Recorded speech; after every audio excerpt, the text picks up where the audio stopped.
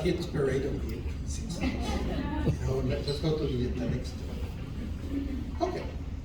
In the middle of this Civil War, this is something that we always forget to report. We not only have to deal with Mexico, the United States, Texas, New Mexico, Chihuahua, the Juarez government, the local government, Las Cruces. We also are in the middle of geopolitics. Right now, for example, between Juarez and El Paso, we provide, a very important amount of the supplies of industry in the world. A lot of the products that we use in the world, cars, refrigerators, and computers, are being built and manufactured in the region.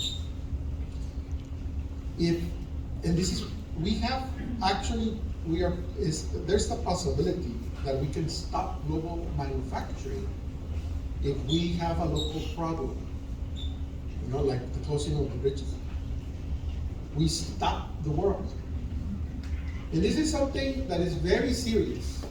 And I don't think that right now we have enough awareness of what that means, that responsibility to do. And the geopolitics work was very important. Back then in 1865, Lincoln, who was the Union, was offering the support to Benito Juarez. Because Lincoln did not want Benito Juarez to support the Confederacy. Now, Benito Juarez supported Lincoln because he did not want Lincoln to support Maximilian. So Maximilian, which represented the interest of Napoleon III, he was begging the United States to recognize the empire, his empire, Maximilian as the king of Mexico.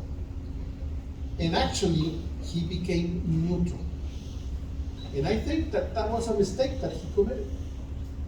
Because the Confederacy, had the hope, the big hope, that Europe, Italy, Germany, France, England, but mostly France, was going to support the Confederacy. And Napoleon was going to order Maximilian to support the Confederacy. That was the bit of the Confederacy. Why did the Confederacy thought this? Because they were the main suppliers of cotton. So that's why the term King Cotton, because cotton was the most important product that the Confederacy of the South was selling to Europe. In Europe, all of the textile industry depended on the cotton from the Confederacy. So they had a lot of hopes, that King Cotton was going to convince Napoleon and Maximilian to support, the Confederacy and not Lincoln. But this never happened. Actually, Texas was the state farther west, that became part of the Confederacy. It was one of the last states to unite. The first 7 were part of the South, and Texas was, but here in the region, the support to the Confederacy did not last. Actually, the Confederacy Army lost the Glorieta battle, and they have to flee away. In Fort Bliss was taken first by the Confederacy, but they had to flee. They had to go away. And the Fort Bliss was left alone for a year. And actually, the Apache took over, and they were taking advantage. And there was a lot of insecurity in the region. So this is what was going on when Benito Juarez was coming towards the battlefield of the Republic. Towards that environment. And so what is going to happen here in our region, the contact that is going to be part of Benito Juarez with the government of Lincoln is going to be fundamental in the ending of both wars. both the Civil War and the conflict with the French in Mexico. So we're in the middle of that, of that problem. Next one. This guy, General James Henry Carleton, he actually was a volunteer soldier. He was not an official soldier of the U.S. Army, of the Union Army. He was actually from California. He put together an army, and he came to help first the governor of New Mexico against the Confederacy.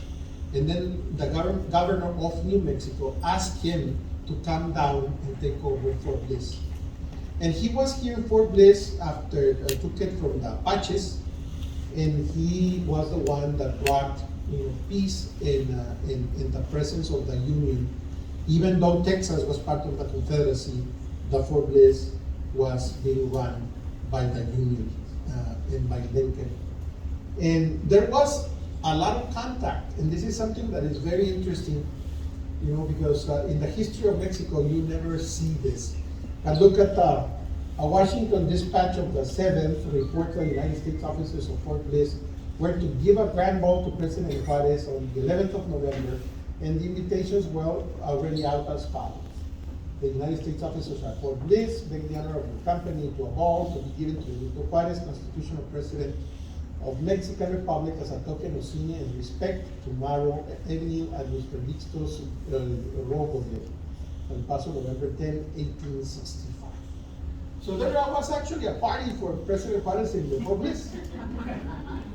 Okay, and sometimes when we come to this type of events, we don't think that we might be part of history in the future, And this is a normal event.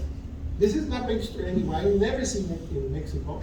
The actually President Juarez came to a ball in Fort Bliss.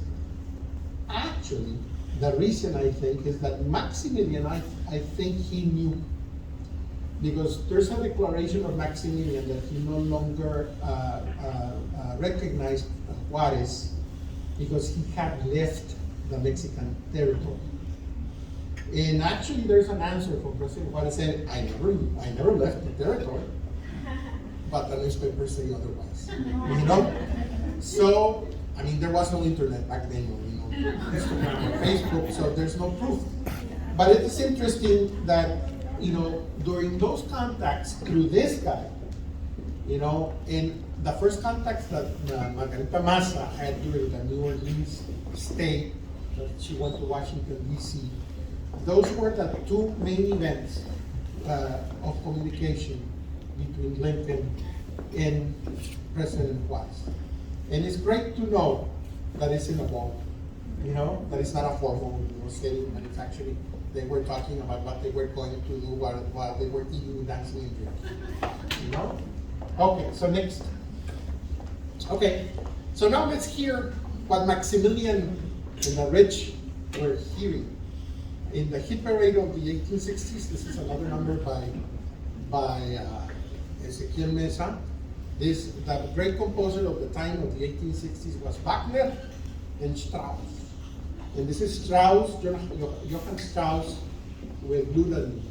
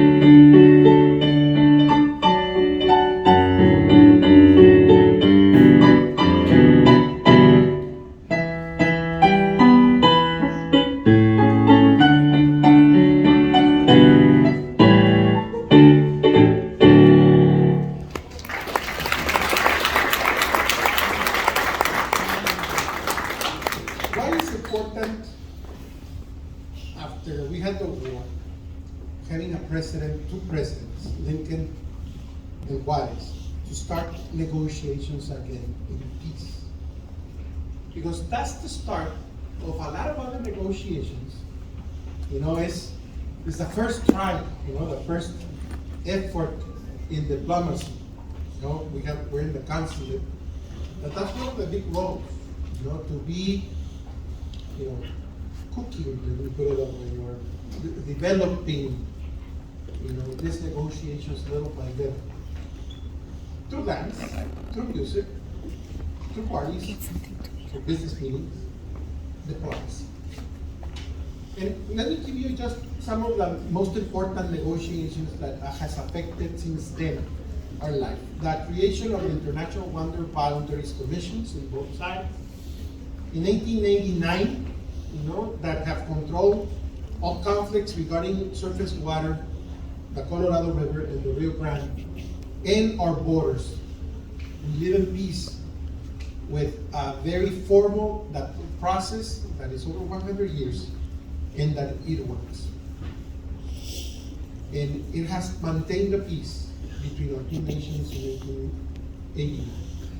The Treaty of the Water Treaty of 1944, that fortified IBWCs, and it's working. Some people don't understand, how difficult, because when you take state interests, it's very different than when you see it from national interest. But actually, the treaty works very well from the national perspective. There's some things that we might be able to work in the local levels for some communities, but it works pretty well. The Water Treaty of 1944. The Chamizal dispute, over 100 years, finally resolved in 1964 with President Kennedy visiting President Adolfo López Mateos in 1963. And at the time, the IBWCs had 15 different solutions for the problem. And the presidents picked one, which is the one that we drive by every single day. The Maquiladora program, both sides benefit. And that program is actually not in an agreement. I've never seen the agreement signed by two countries creating the Maquiladora program. It's more an adaptation of the custom and the fiscal laws of both nations in some environmental laws to be able to create the industry in the border. The La Paz, Baja California Cooperation Program, La Paz Agreement, that is known as El Acuerdo de La Paz between President Reagan and President de la Madrid, that developed most of our water plants in the border, water treatment plants, sewage plants. NAFTA, the first free trade agreement, the creation of the NAPAC in BEC, which no longer exists, the Water Environmental Cooperation Commission. I had the privilege of being the director for, representing Mexico BEC for 5 years. So I'm in the middle of this history too, that's another thing like that in my life. And then the US-Mexico-Canada Free Trade Agreement that is going to be reviewed again in 3 years. Okay, so the negotiations continue. The need to keep on talking and keep on going to parties and drinking and diplomacy. It's alive, and it needs to be alive always, because this is a reality of our binational move. The next one. Okay, but there's a lot of things that happen. For example, in a region, because of this dialogue, a lot of technology and a lot of knowledge goes through here. And either impacts from Mexico impacts the United States. Who could imagine that the most sold food during the finals of the football game is chips and guacamole? So that's the influence of Mexico all over the United States. But who could imagine that movies and TV was going to come through Juarez, El Paso, because the first movie ever filmed in Juarez, in Mexico actually, was filmed in Juarez, in this bullfight actually. And that was because there was in 1895, the Texas Governor Culberson prohibited boxing. So there was a heavyweight championship that was going to happen in El Paso, and since there was a boxing prohibition, it was fought in Juarez. And in order for Thomas Edison, who had sent a company to film movies, to produce material for his projector, the one that you see and put up for, not the projected one, but the one that you used to have in bars and restaurants, Kaleidoscopio in Spanish. They actually filmed for the first time a bullfight in El Paso. The next one. Well, the grandfather of Mariano Samaniego, actually Mariano Samaniego is the grandfather of the most important actor in Hollywood after Rodolfo Valentino in the silent movies. The next actor that made over $100,000 per movie in the 1920s was Ramon Novarro, and he was a grandson of Mariano Samaniego. And then so you see the movies, and then the other one. Well, we have another actor that was known in Hollywood. The name was Gilbert Roland. He was actually known for a program called the Cisco Kid. And the Cisco Kid, which was a TV program in the 1950s and 60s. This was one of the Cisco Kids. And you know where he was born? In Juarez, in the bull ring. Because his father, Francisco Alonso Paquiro, was a bullfighter, and he rented the bull ring to give a spectacle, make money, and organize bullfights. And he lived in the plaza, and that's where Gilbert Roland lived. As Chihuahua City, they have Anthony Quinn, we should also honor Juarez, Gilbert Roland. We never did in life. He died in the 1990s. And unfortunately, I did not discover that we had an actor from Hollywood born in Juarez, because we know very little about our local history. But see the contributions of negotiations? It comes down to the people and to the everyday life. The next one. Business. The first business, we talk about the free trade agreements, but the first negotiations of business between companies, where did it happen? Some of the first ones here in El Paso, Juarez, Paso del Norte. We had the first streetcars. We had the McGuffins and the Ochoas, owning the part of the business in each side of the border, but it was a binational effort. The same thing happened with electricity. We were one of the cities that had public lighting, first because of natural gas and this because of electricity, because we had a company from El Paso, making business with businessmen in Juarez to provide the service in Juarez. And do you see that picture of Madero during the take of Juarez in the revolution? Look at the sign in La Casa de Adobe. Bell phone. Bell phone installed, one of the first phones in Mexico. And through the walking bridge that was in Azarco, that people used to walk to go to the Mexican side, they crossed the cable to install a phone from Bell phone in the revolutionary leader's home. Talk about business affecting, the war, with instant communication, with President Madero in the Adobe house. Next. Well, we have the three Edison fellows. Some people say that Thomas Edison was from Mexico. There's a big discussion about that. And actually, I think he's from the United States. But he's the one that first recorded, because he invented the gramophone, one of the